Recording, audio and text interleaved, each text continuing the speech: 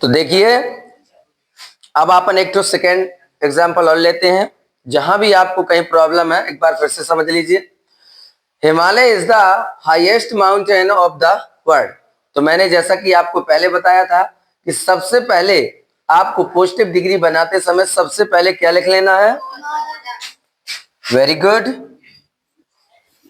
अपन ने सबसे पहले क्या लिख लिया बेटा? No other. नो अदर लिखने के बाद अब आपको क्या करना है?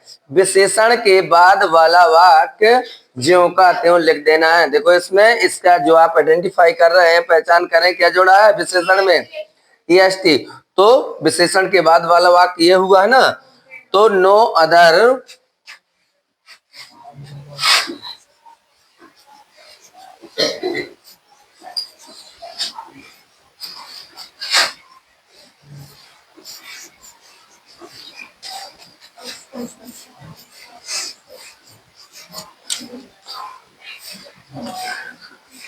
No other mountain of the world.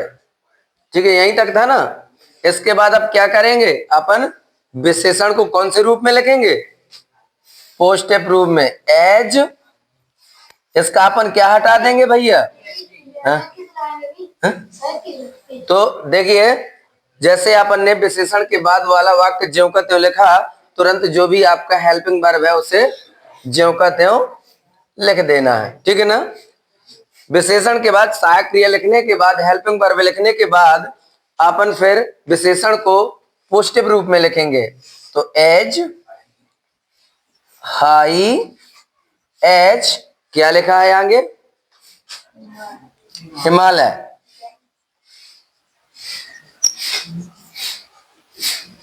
लीजिए, तो no other mountain of the world is as high as Himalaya. तो सबसे पहले आपने क्या लिखा? नो अदर लिख लिया। नो अदर लिखने के बाद विशेषण के बाद वाला वाक्य आपने ज्यों का त्यों लिख दिया। इसके बाद आपने हेल्पिंग वर्ब लिख दी।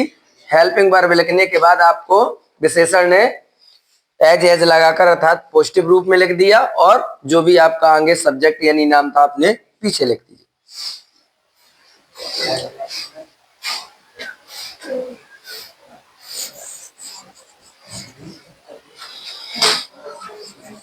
Raj is the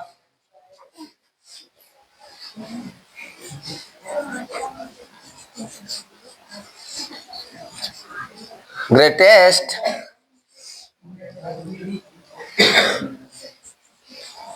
actor in